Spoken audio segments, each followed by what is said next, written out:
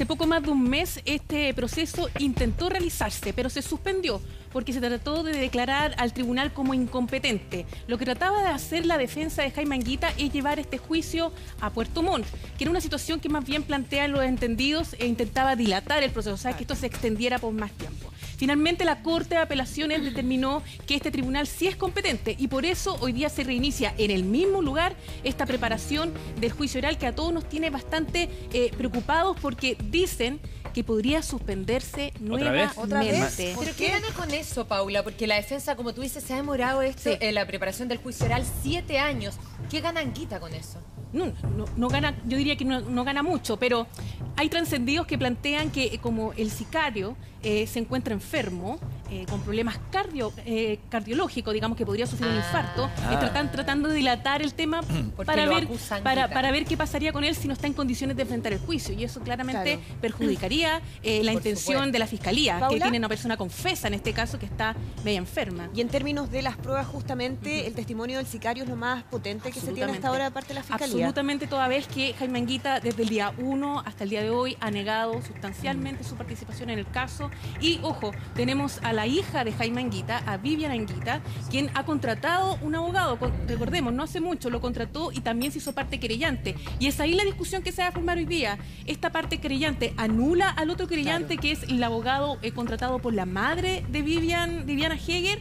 Ahí está la discusión, y si hay un problema legal ahí se podría suspender este inicio, este proceso de preparación de juicio oral. Ahora yo quiero que tomemos contacto de inmediato con la zona. Ahí tenemos un corresponsal apostado afuerita de los tribunales, está a punto de comenzar esto. Pedro Camaño, muy buenos días, cuéntanos qué momentos se están viviendo ahora allá en Puerto Varas.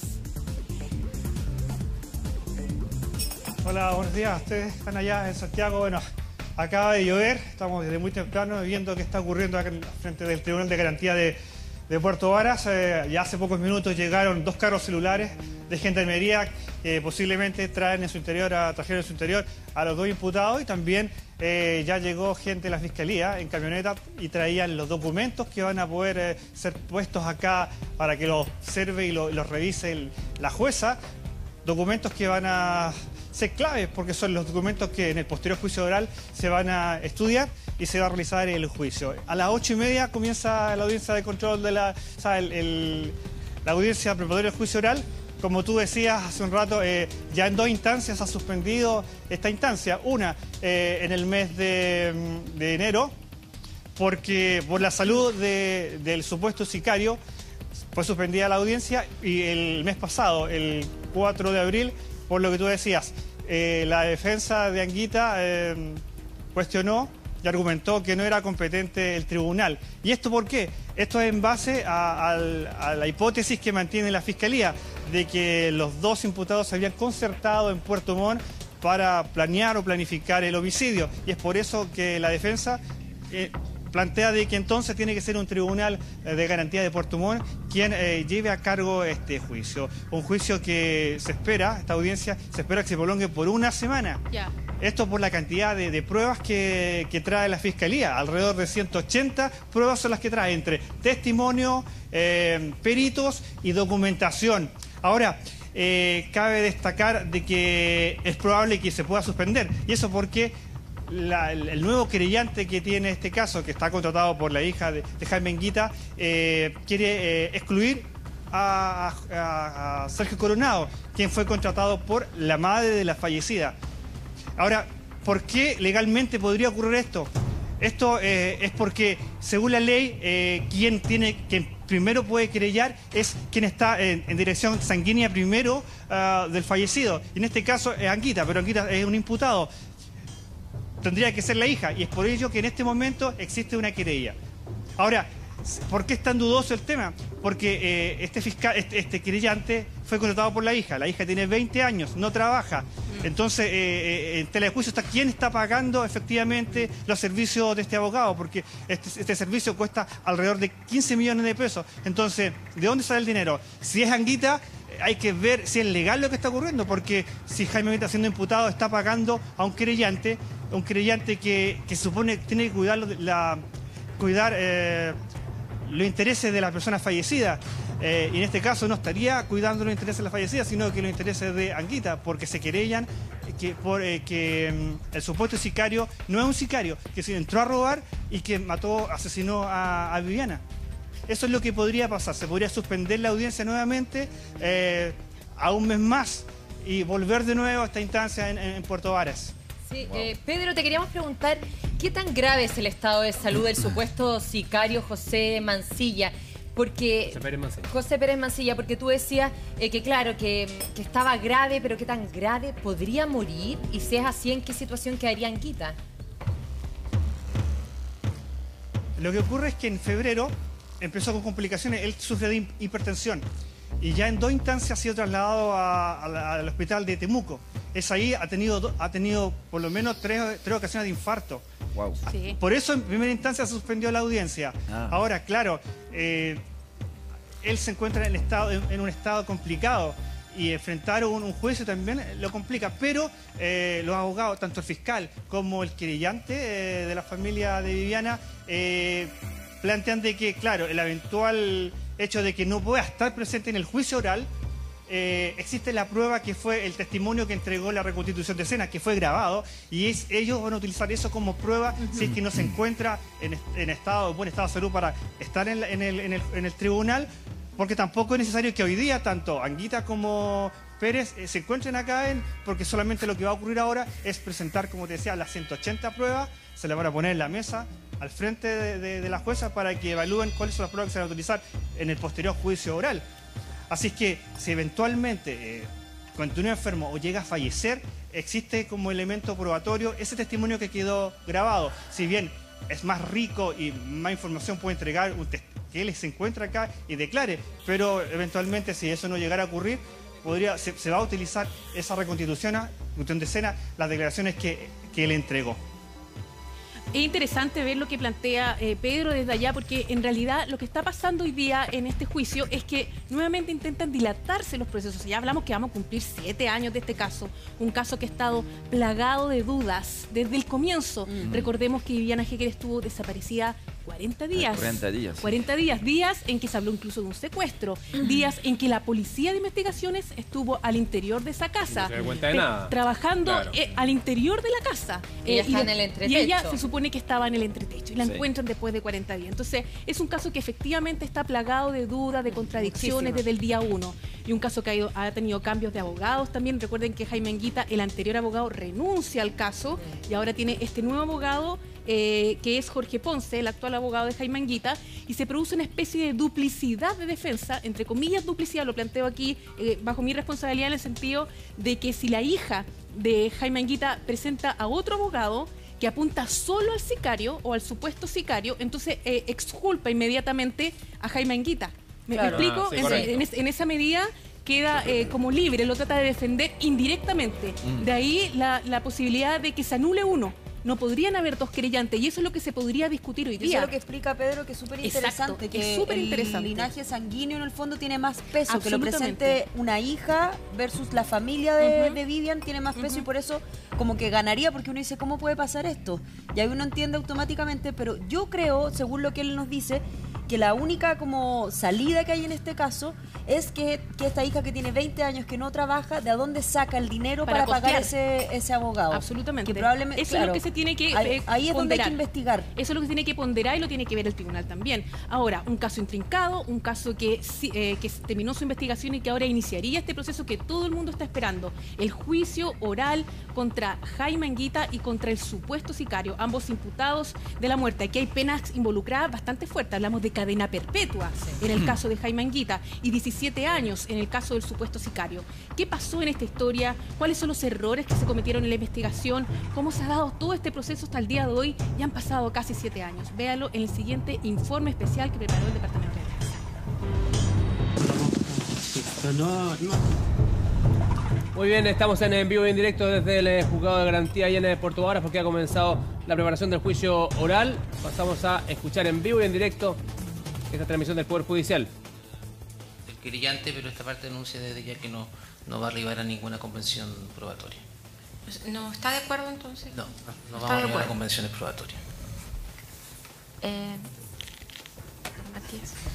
No, eso sería Tengo el entendido que el querellante está acompañando en el número 54 el certificado de nacimiento de doña Vivian Marlene Anguita Heger, y entendiendo que, el juicio, como lo dice mi colega, en una lectura breve, no tengo problema en la convención probatoria que se propone en este caso. Ya, entonces, ¿ninguno de los dos tiene problemas?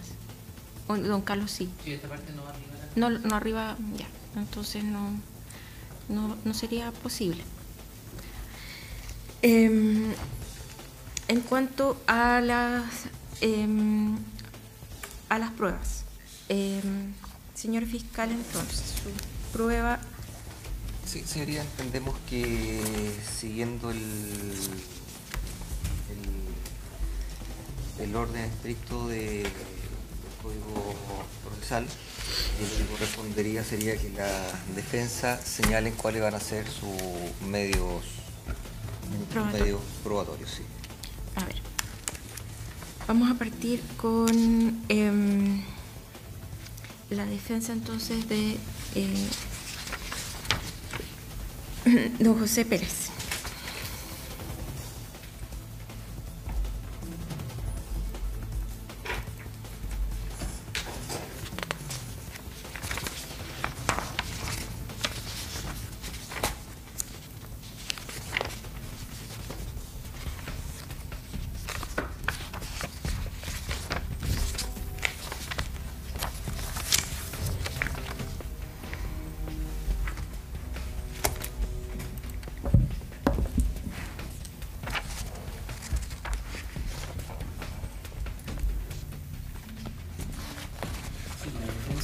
Le voy a pedir sí que lo haga el micrófono.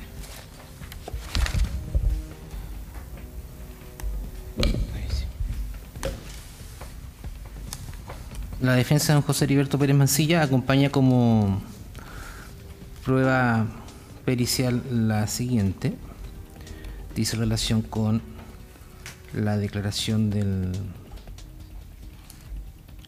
perito psiquiatra doctor Alejandro Águila Zúñiga, quien va a ser domiciliado para estos efectos en Padre Mariano 391, oficina 705, comuna de Providencia, en la ciudad de Santiago.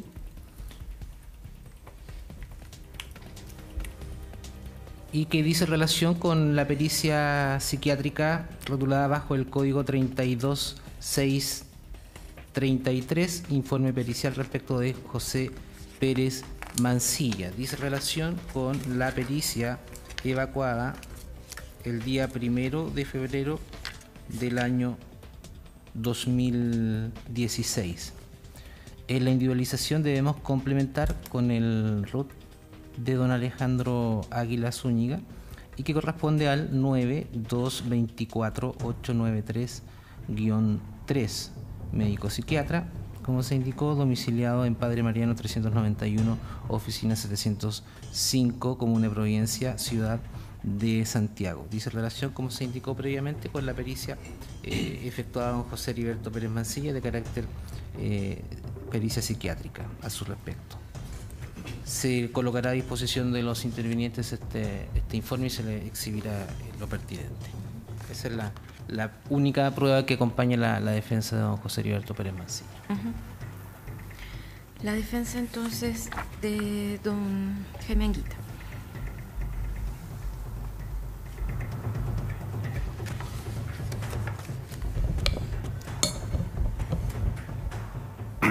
Gracias, su señoría. En este caso, la prueba que ofrecerá esta defensa es un poco más extensa. Consta de prueba testimonial, pericial, documental.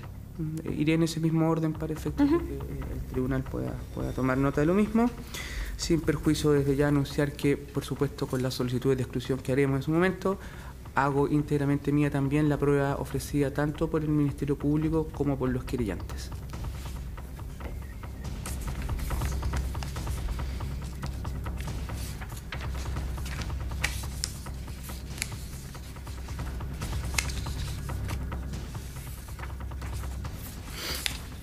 Disculpe, la defensa de don Carlos Jiménez, ¿usted hace suya también la prueba del Ministerio Público? No, la prueba del Ministerio Público en el creyente no se hace propia. Solo prueba independiente. Exacto. Ya. Ahora sí. Gracias, señoría.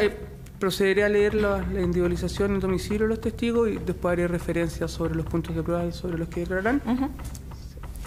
En primer lugar, la señora María Elena Medel de la Barra. Cédula de identidad 2.421.926-9, con domicilio en 3 Norte 916, departamento 22, Viña del Mar. Ustedes están viendo en este minuto es que acaba de comenzar la audiencia de preparación del juicio oral. Lo que se estaba discutiendo previamente era si había algún problema con los abogados, particularmente los defensores de Anguita y de Pérez, respecto de los otros abogados que estaban presentándose por la parte querellante. Se solucionó ese tema y ha comenzado la preparación del juicio oral. Lo que ustedes están viendo en pantalla en este minuto son los abogados de, en este caso, Anguita y también de Pérez anteriormente, que empiezan a relatar una a una las pruebas que van a presentar en el juicio. Aquí lo que ocurre básicamente es lo siguiente: tanto la parte querellante como la parte de defensa plantea ante el tribunal, ante la jueza que ustedes vieron en pantalla, cuáles son las pruebas que quieren exponer en el juicio oral, que esto no es el juicio oral, es la preparación del juicio oral, que es diferente, es la etapa previa. ¿Esa preparación dura 3-4 días? Se espera 3 a 4 días, que depende también de la cantidad de pruebas presentadas. Y en este caso hablamos de una investigación que se ha extendido por harto tiempo y son más de 120 posibles pruebas periciales, documentales, testigos, que se espera que podría alcanzar incluso una semana de duración esta preparación del juicio oral. Entonces, una vez que se inicie el juicio oral, es imposible mostrar y plantear una nueva prueba. Exactamente, porque tiene que presentarse aquí. Tiene que presentarse aquí. Si se llega a presentar otra prueba es para si se llega a condenar o a absolver, pero se tiene que hacer un nuevo juicio. Esta etapa es clave porque aquí ambas partes dicen: voy a presentar esta prueba, y sobre esta prueba el tribunal debe ponderar una vez que se comience a realizar el juicio oral. Paula, y el juicio mismo, ¿cuánto puede durar? ¿Podría ser tan largo como el caso de Nabila? Absolutamente, absolutamente. Podría extenderse un mes, incluso más. Estamos hablando de demasiadas pruebas, demasiados testigos. Recién solamente la prueba pericial psiquiátrica, que en este caso al parecer, por lo que escuché recién en la audiencia, va a haber, que tanto nos quejábamos, ¿no es cierto?, en la vez anterior en el caso Nabila Rifo, que no había prueba pericial psiquiátrico de los imputados. En este caso ya se va a presentar una prueba pericial psiquiátrica del supuesto sicario. En y eso esa línea, fundamental. Paula, perdón, ¿qué elemento en común, así muy en lo práctico, podrías distinguir tú entre el caso Nabila Rifo, tan reciente para nosotros, y este, o elementos que diferencien un poco el juicio? Bueno, para empezar nos enfrentamos al ataque de una mujer, eso de base, pero segundo también da cuenta de un caso que también ha sido cuestionado desde la base de su investigación. Yo creo que esos son los dos puntos de comparación bastante importantes y que dejan entrever una preocupación que deberíamos tener todos respecto de las persecuciones penales de delitos como este, donde las mujeres son las víctimas. Viviana Heger en un comienzo incluso se pidió hasta rescate. Entonces en esa medida a ti te deja esa sensación de se están haciendo bien las cosas y ojalá que a través de este juicio se logre la justicia. Porque en este caso, Paula, a diferencia del caso de Nabila Rifo, la víctima no sobrevivió para dar su testimonio, que recordemos en el caso de Nabila fue fundamental para condenar a Mauricio Ortega. En este caso, lo más potente, como comentábamos antes, es el testimonio del supuesto sicario. Ahora te quería preguntar, en esta etapa de preparación del juicio oral, ¿el tribunal tiene que ponderar estas pruebas? ¿Puede rechazar, decir, esta prueba no me parece válida, que era algo que cuestionábamos también después, ¿no? Cuando vimos el juicio oral de Nabila Rifo y se presentaban esas pruebas, ya habían pasado por una etapa donde se había dado luz verde, en el fondo, a que fuese presentada durante el juicio. Entiendo lo que va tu pregunta, tienes toda la razón. Aquí el tribunal lo que puede hacer es decir, acoge la prueba que se está presentando o se rechaza. Que por eso es tan importante esta etapa, porque si no después cuando llega el momento del juicio, presentan cosas que uno puede cuestionar en el minuto. Es para eso que existe un tribunal. Aparte, diferente al del juicio oral, para filtrar un poquito, donde se filtra todo el material. Imagínense un caso como este que llevó tanta investigación, equipos diferentes de policía, equipos diferentes de fiscalía trabajando. Aquí hubo una especie de posta con un trabajo de investigación que hubo al principio, después se acabó. Incluso, ojo, hubo hasta investigaciones de sumario interno en la policía por el mal trabajo realizado. Entonces, es tanta la investigación errónea en un comienzo y después supuestamente se encauzó este trabajo que ahora es importante que se filtre toda esa información. Y Paula, que va a llegar ¿conocemos ya las pruebas que van a presentar ya? No, ahora la gracia es que ahora vamos a conocer precisamente esa prueba. De eso se trata esto y por eso también se hace público. Y puede tener una nueva que no tenemos conocimiento hoy día, ¿no? Por ejemplo, se podrían haber guardado algunas pruebas, tanto la Fiscalía como los querellantes o los defensores, para poder presentarlas. ¿Qué vamos a conocer durante esos días? Durante estos días. Aunque sí coincido con Andrea, que tiene toda la razón. Yo creo que aquí la piedra angular que tiene en el caso del Ministerio Público es la declaración a la confesión que hizo el supuesto sicario, donde incluso está grabado, lo hemos visto, toda esa grabación que se hizo, donde una especie de reconstitución de escena, que fue de verdad bastante dura verla, porque en realidad él empieza a explicar cómo llega a la casa ese día, cómo se enfrenta a Viviana Hegel, con qué excusa se presenta. Paula, ¿conocemos su informe psicológico? Durante el juicio oral, o sea, hay que esperar. Lo vamos a conocer ahí. Solamente. Aquí no se pueden presentar las pruebas así explícitamente. No es que vayan a presentar el resultado de la pericia psiquiátrica, sino que se dice, tengo una pericia psiquiátrica, en este caso. No sabemos lo que dice hoy día. No sabemos los resultados, y eso es lo que se expone en el juicio, y eso es lo que el tribunal, que son estos 3 jueces, a diferencia de esta ocasión, que ustedes como pueden ver en pantalla es solo una juez, en el otro caso que son los 3 jueces, tienen que recibir la pericia y ponderarla. Y que también como, parte de las garantías de todo el proceso, ¿no?, que existe a nivel judicial, es que tanto abogados defensores como el Ministerio Público conozcan cada una de las pruebas que van a presentar ambas partes. O sea, durante el juicio oral no puede haber sorpresa. No es que la defensa se va a encontrar de repente con una prueba que no tenía idea que existía. Aquí se dice, bueno, esto es todo lo que se cuenta, obviamente que después se va a profundizar en esas pruebas, pero no hay sorpresas de parte de ninguno de los que está participando en el proceso. Por el contrario, la gracia es que ambas partes conozcan toda la prueba que se va a presentar en el juicio, porque así preparan la estrategia, que es lo que tanto hablábamos también en el caso de Návila, que uno no entendía qué rara la estrategia, porque si sabían que iban a presentar esto, ¿cómo no lo investigaron también? Bueno, es para esto que se da este proceso, esta preparación del juicio oral, para que las partes conozcan cada una de las pruebas y se preparen para enfrentarla al momento del juicio. ¿Y por qué en este caso se habla de parricidio y no femicidio? Es que, mira, la figura del femicidio, en este caso, se daría porque la agresión del autor material es Jaime Anguita. En este caso hablamos de una persona que contrata, supuestamente, ¿no es cierto? Siempre hablamos en condicional porque no hay nada probado, habría contratado a una tercera persona. Entonces, por ahí se está investigando esa parte, que hay una autoría material y una autoría intelectual, que son 2 figuras diferentes. Sin embargo, y llama la atención, pero es parte de lo que son las normas, las leyes de este país, en este caso se está pidiendo más años para Jaime Anguita, porque es el autor intelectual, que es cadena perpetua, son 40 años de presidio efectivo. O sea, que tiene que cumplir los 40 años y se le condena por ese caso. Para Anguita podría ser entonces femicidio y parricidio para el supuesto sicario. En este caso serían 17 años para el supuesto sicario. Si es que se llega a la convicción, más allá de toda duda razonable, de que efectivamente estas son las 2 personas involucradas en la muerte de Viviana Hegel. Paula, ¿qué tanto se complejiza este caso? Porque en 7 años cambió mucho el mundo, las tecnologías, no había WhatsApp,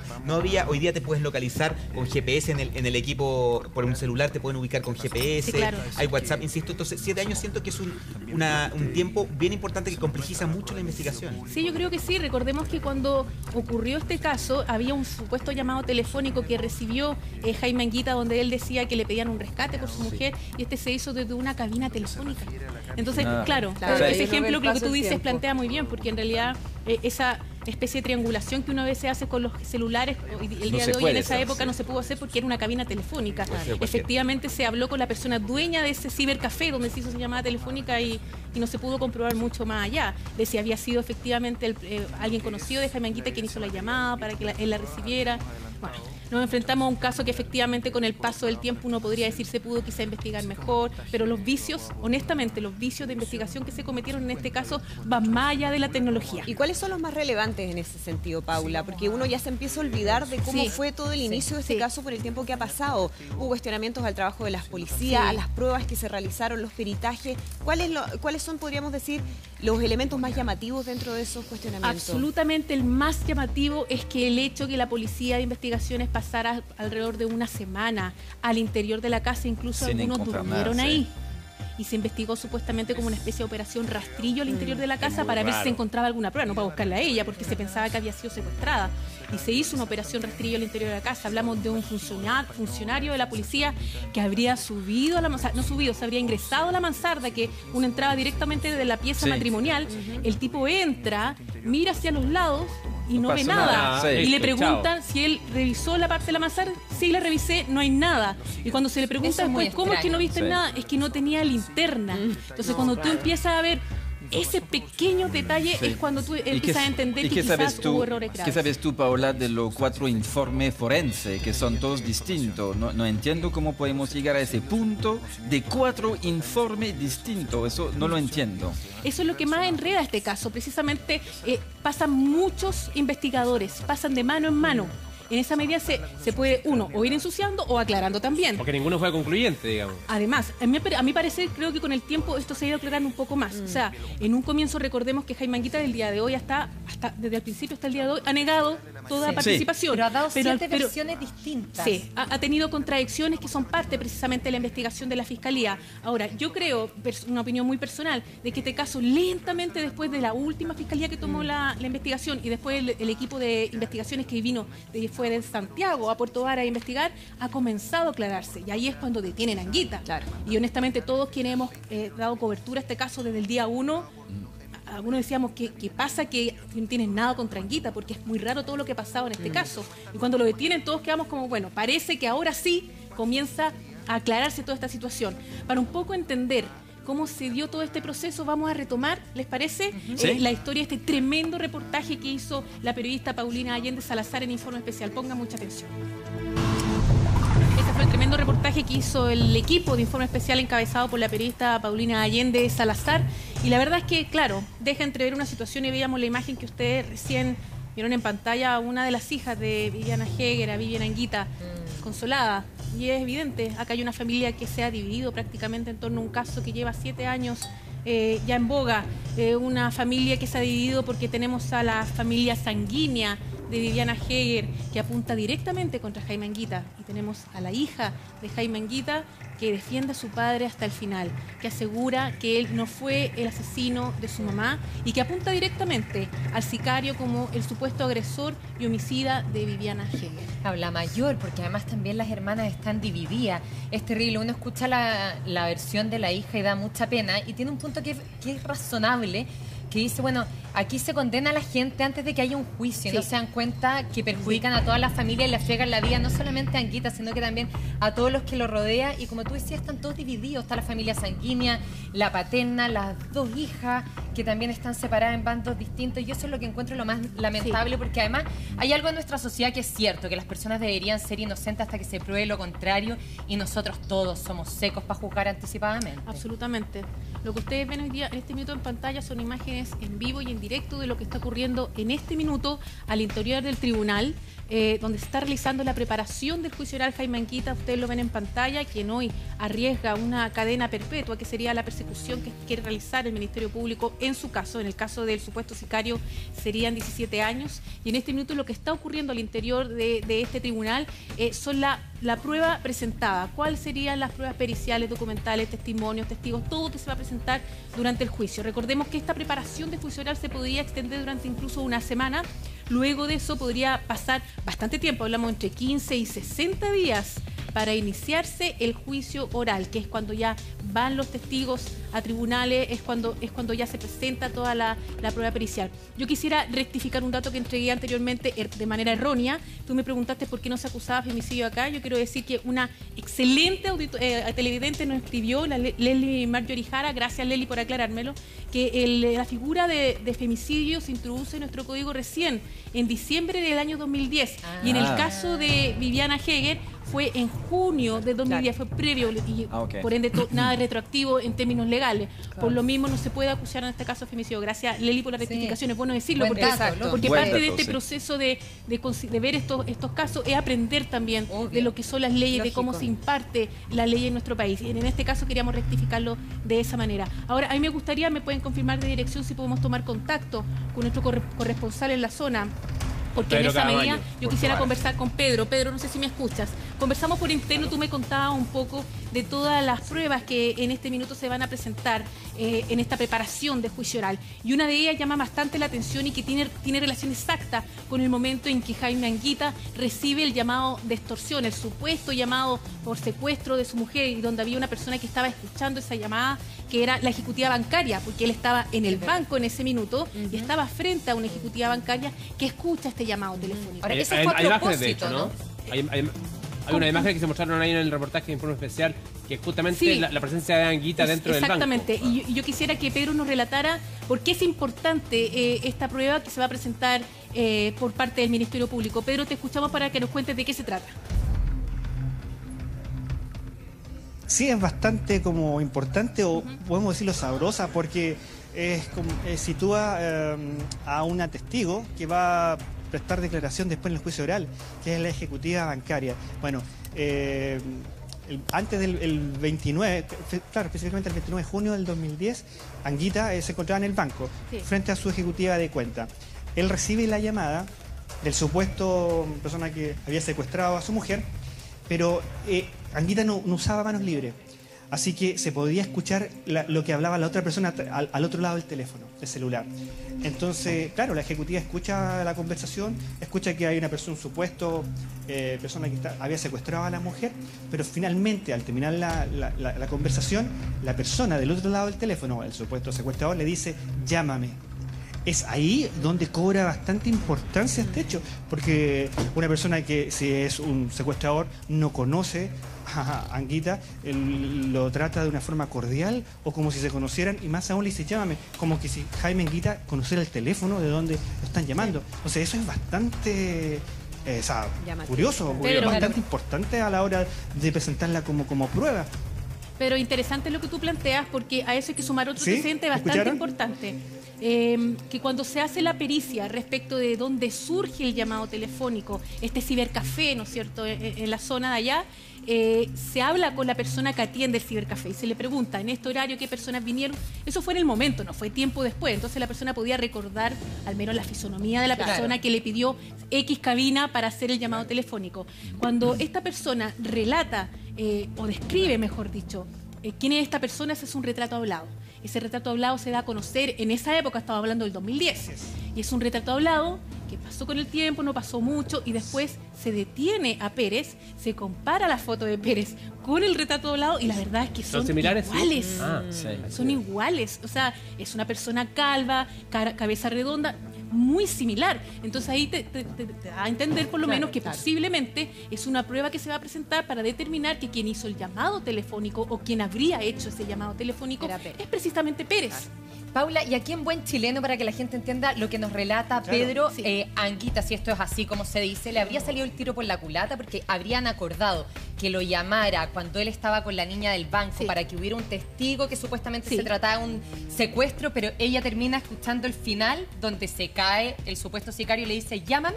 Claro, eso es lo que se puede entender, porque a esta persona, a esta testigo, que es la ejecutiva bancaria, evidentemente el Ministerio Público la citaría al juicio para que ella explique lo que pasó, lo que ella escuchó, porque no había escuchó supuestamente el llamado telefónico completo, tengo a tu mujer, o sea, una llamada de extorsión por secuestro, eso lo escuchó, pero la última palabra, esa última pequeña palabra puede hacer la diferencia. El llámame. El llámame más junto al retrato hablado de la supuesta persona que había hecho el llamado telefónico. Todos, si ustedes se dan cuenta, son pequeños eslabones que se van uniendo uno a otro para poder crear una situación, para poder dar a entender una situación. Ahora, Paula, según lo que veíamos este reportaje y la pregunta que se hace nuestra periodista de TVN, dan el clavo, porque ella le pregunta a Anguita, bueno, ¿por qué después de 5 años aparecería un sicario que se echa la culpa y dice todos estos antecedentes? ¿Qué crees tú? No le pagó todo el dinero que tenía que pagarle. Que él dijo que le había pagado de los 5 millones de pesos, 2. Claro. La mitad, y que después se había desentendido del pacto. Claro, no hay nada que demuestre ese pacto porque es absolutamente algo ilegal. No hay nadie en contrato a otra persona para matar a un tercero. Pero esa venganza no compensa porque el supuesto sicario sería el más perjudicado. Aunque a ti no te paguen, ir a echarte la culpa de un asesinato. Oye, pero recuerda que echarse la culpa no fue tan así, porque aquí hay una mujer del sicario quien habla con el abogado Coronado, que es uno de los querellantes, o sea, el abogado de la madre de Viviana Heger, y es ella quien le dice que su pareja está involucrado en el caso. O sea, no es directo que Pérez Mancilla vaya a tribunal y diga yo fui, yo hice esto. Pero ese relato tampoco era parte de la investigación. No. Fue, hablando en buen chileno, una coincidencia porque Coronado se encontró con tal persona que le dijo... Una persona que estaba al interior de la cárcel, mientras él visitaba a otro imputado. Bueno, claro, hay situaciones que uno dice... Si no se hubiese atrevido a hablar esa persona, esa mujer, porque fue de boca en boca, no fue tampoco directo, era la esposa del supuesto sicario que habla con una segunda mujer y esa segunda mujer habla con una tercera mujer y es ella quien le relata a Coronado al interior de la cárcel. Parece que este hombre está involucrado y desde ahí se comienza a investigar. O sea, claro, fortuito es una palabra muy suave, diría yo, pero finalmente uno se pregunta qué pasaría si no se hubiese atrevido a hablar. Porque estaríamos hasta el día de hoy con una persona que dice que es inocente fuera de la detención, estaría quizá exculpado y con un caso sin juicio, sin nada. O sea, yo me lo pregunto, porque fue bastante delicado, claro. ¿Sí? Es lo más probable. Respecto a lo que decía Paula, en 24horas.cl, nuestro sitio, voy a mostrar a esta cámara que tengo enfrente los retratos hablados que tú mencionas. Ahí está, exactamente. Ahí hay uno. La Casa Redonda. Ese es el retrato hablado que se hizo cuando se hizo la pericia con la persona del call center. Le dijeron cómo era la persona que hizo el llamado telefónico ese día y se hizo ese retrato hablado. Ahí tenemos otro más. Ahí surgieron más. Claro, entonces hablan de una fisonomía muy similar al quien hoy día es indicado como el supuesto sicario Pérez Mancilla. Ahora, ahí hay tantas dudas todavía para una y otra teoría, ¿no? Porque uno se pregunta, bueno, ¿por qué no contrató, si es que hubiese sido efectivamente Jaime Anguita, a un sicario real, una persona que tuviese experiencia, una persona que tuviese más conocimiento, no al señor que le arreglaba las cosas en la casa y que le dice, bueno, hazme una peguita más, como si fuera cualquier cosa, porque también ahí uno dice, bueno, pero también por el otro lado, la pregunta es, ¿para qué, con qué objetivo se inculparía el mismo Pérez, ¿no? Claro, ¿para qué? ¿Con qué objetivo? Una confesión muy completa, bastante sólida, por cierto. Hasta ahora algunos han planteado que tiene algunas contradicciones incluso su declaración, pero no son tan estructurales como para decir el tipo está mintiendo. O sea, la Fiscalía confía plenamente en que la declaración de Pérez Mancilla es de peso, es contundente para poder dar convicción al tribunal de que está diciendo la verdad. Pero ahí las sospechas tienen que ver con la manera en que, por ejemplo, él describe cómo arrastró el cuerpo. Yo me acuerdo que Paulina en el reportaje hace toda una simulación de cómo habría sido, ¿no? De acuerdo al testimonio del mismo Pérez. Y habían ciertas cosas que no calzaban. Entonces tendría que ver con que él de alguna manera inventó la historia que realmente no sería como él lo describe. Tiene que ver con el, entre comillas, el modo operandi que utilizó para poder mover el cuerpo de Viviana hasta la mansarda. Hay un botón que sale volando, ¿no es cierto? Ropa que está prácticamente abierta, porque no me gusta ser muy explícita en estas cosas, me parece que no es correcto, pero para hacerlo muy simple, su ropa estaba más bien, los pantalones más bien bajos, el cierre estaba abajo y hablaría de una atracción más fuerte de lo que plantea que hizo Pérez Mancilla en el sitio del suceso cuando la lleva a la mansarda. Hay contradicciones de ese tipo, pero para la Fiscalía no son estructurales. No son una fisura tan grande como para que haga caer el testimonio del sicario. Por eso lo plantean como la piedra angular. Es sumamente importante también entender en qué consiste el proceso que estamos viviendo hoy día. Que la gente no se confunda. Aquí no estamos frente al juicio. Estamos frente a la preparación del juicio oral. El momento en que en todas las partes presentan las pruebas frente al tribunal y el tribunal decide cuáles aprueba y cuáles no. Para luego, en un tiempo más, de 15 y 60 días después de este proceso, iniciar el juicio oral. Que se va a realizar, ojo, en Puerto Montt, no en Puerto Varas, porque en Puerto Varas no hay un tribunal de juicio oral en lo penal. Se va a tener que realizar por un tema de capacidad de jueces, de infraestructura. Se tiene que realizar en Puerto Montt, que queda al lado de Puerto Varas, así que tampoco se traslada por un sector muy grande. Yo quiero que ustedes entiendan bien cómo funciona este proceso, en qué consiste, cuáles son las pruebas que se presentarían para comenzar el juicio contra Jaime Anguita y su supuesto sicario en la siguiente nota de Ignacio Melo.